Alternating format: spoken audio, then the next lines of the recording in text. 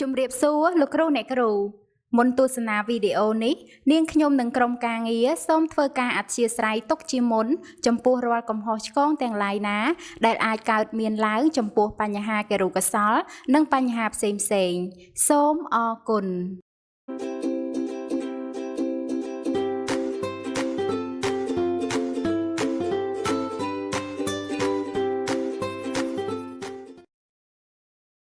បាទអរគុណច្រើនកូនៗទាំងអស់គ្នាបន្ទាប់ពីកូនៗបានអានអត្ថបទរួចអំបញ្ញមិញនេះឥឡូវកូនប្រាប់លោកគ្រូបន្តិចមើលតើដោយអ្វីដែលកូនបានទស្សន៍ទាយមុនពេលអានទេកូនតាកូនប្រាប់លោកគ្រូបន្តិចមើលកូនបាទកូនថាដោយអ្វីដែលកូនបានទស្សន៍ទាយអញ្ចឹងកូនតើអត្ថបទនេះគេនិយាយពីអ្វីកូនតាកូនខាងក្រោយអូកូនថាអត្ថបទនេះគេនិយាយអំពីសាលាកុមារមេត្រីល្អណាស់កូនទាំងអស់គ្នាជាបន្តទៀតលោកគ្រូនឹងនាំកូនទៅរៀនឆ្លើយសំណួរនៅក្នុងសៀវភៅសិក្សាគោលបន្តទៀតណាឥឡូវកូនបើកទៅទំព័រទី4កូនទាំងអស់គ្នាបាទในទំព័រទី4កូនបើកទាំងអស់គ្នាកូនឃើញទេកូនបាទកូនថាឃើញហើយ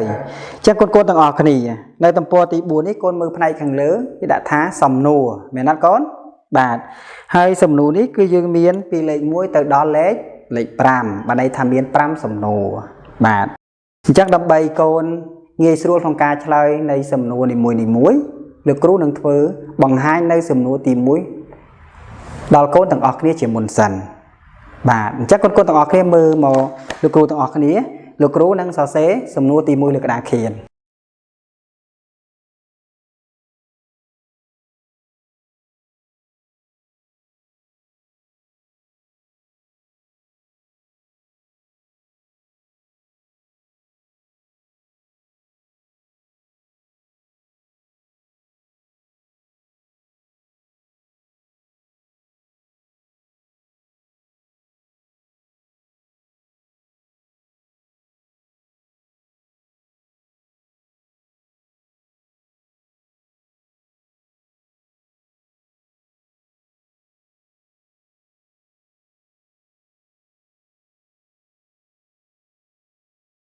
បាទអរគុណច្រើនកូនទាំងអស់គ្នាឥឡូវកូនមើលម្នេះទាំងអស់គ្នាណាកូន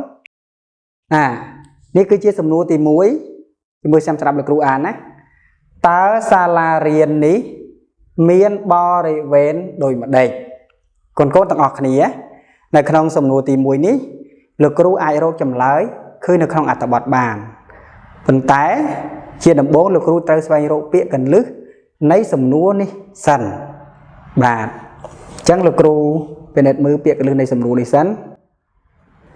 បាទអូលោកគ្រូរកឃើញហើយកូនពាក្យកន្លឹះនៃសំណួរទី1នេះគឺបរិវេណកូនឃើញទាំងអស់គ្នាទេកូនបាទឥឡូវនេះ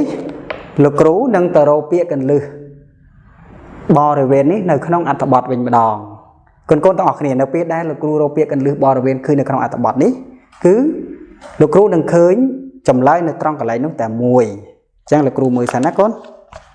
ឡូវលោកគ្រូអានអត្ថបទឡើងវិញដើម្បីរកមើលអូកូនទាំងអស់គ្នាលោកគ្រូរកឃើញហើយនេះពាក្យរបស់កន្លឹះបរិវេណនេះគឺ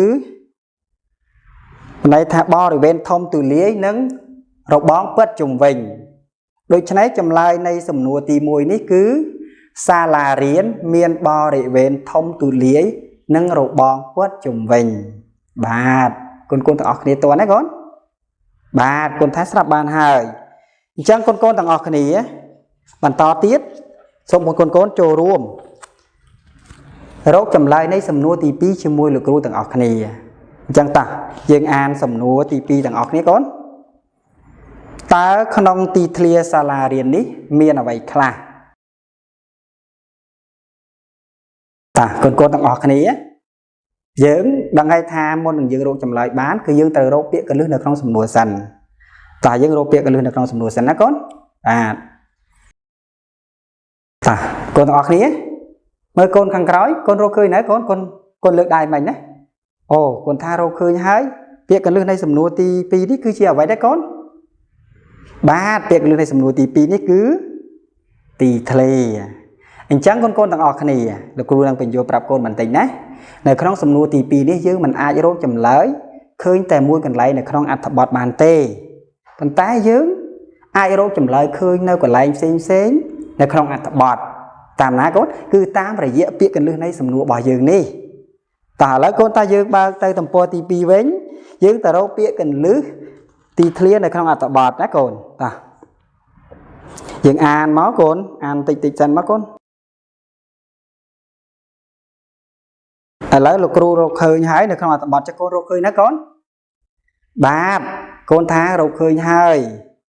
អញ្ចឹងកូនសាកប្រាប់លោកគ្រូបន្តិចមើលតើសំណួរទី2នេះតើមានអ្វីខ្លះនៅក្នុងទីធ្លាសាលារៀនតើកូនខាងក្រោយកូនថាម៉េចកូនឃើញអីគេកូនអូកូនថាឃើញដងទង់ជាតិអញ្ចឹងនៅក្នុងទីធ្លាសាលារៀនយើងគឺមានដងទង់ជាតិតើកូនមានអីទៀតលោកគ្រូរកឃើញមួយដែរគឺមានសួនច្បារបាទតើកូនតកខាងមុខមើលកូនឃើញទៀតកូនអូកូនថាមានឃើញមានសួនកុមារបាទចាកូនកណ្ដោះឃើញអីកូនអូកូនថា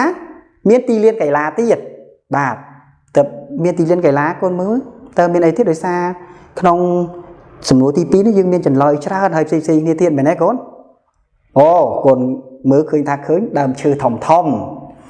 ដើមឈើធំហើយកូនឃើញមានអីទៀតកូនពិនិត្យមើលបន្តទៀតណាកូនបាទគឺមានសួនជីវៈចម្រុះមានសួនបន្លែមានអីទៀតកូនហើយនឹងបង្គន់អនាម័យអូល្អមែនទែនកូនឥឡូវទាក់ទងទៅនឹងសំណួរទី1ទី2កូនបានចូលរួមរកចម្លើយនៃសំណួរនេះអស់ហើយដោយឡែកយើងឃើញហើយថានៅក្នុងសំណួរនេះគឺយើងមាន5មែនទេកូនបាទអញ្ចឹងនៅសំណួរលេខ3លេខ4លេខ5គឺកូនទាំងអស់គ្នាលោកគ្រូសូមឲ្យធ្វើការងារជាដៃគូ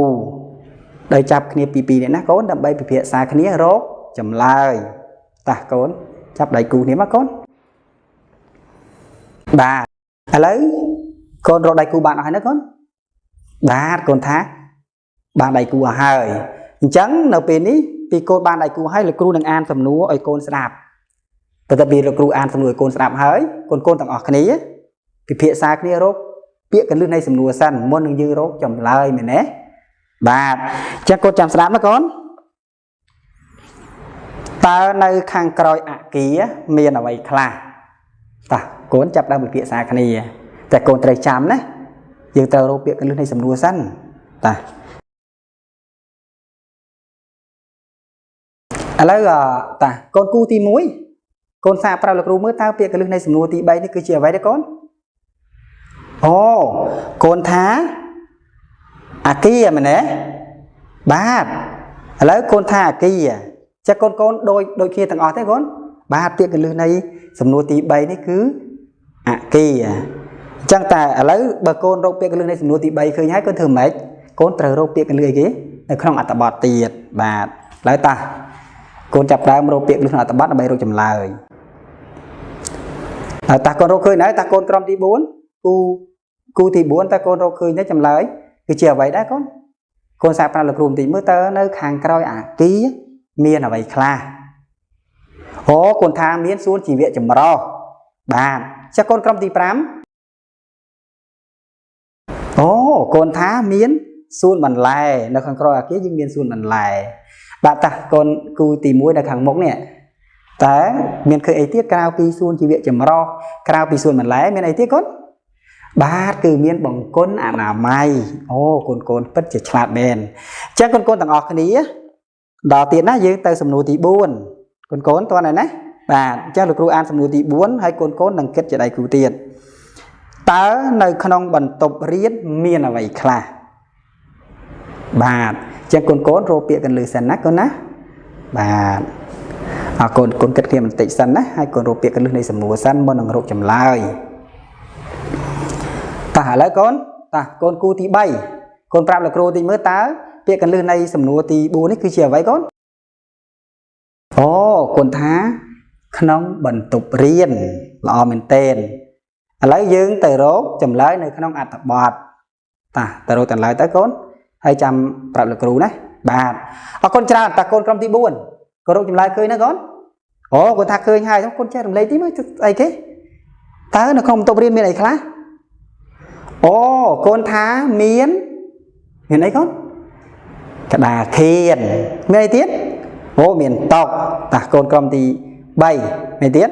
មានកៅអីបាទមើលកូនក្រុមខាងក្រោយគេមើលមានអីគេកូនបាទតាមជញ្ជាំងគឺមានអីគេមានរូបភាពបាទហើយមានអីទៀតកូនមានពាក្យស្លោកហើយមានអីទៀតកូនប្រាប់មើលកូនខាងក្រោយទៀតមិន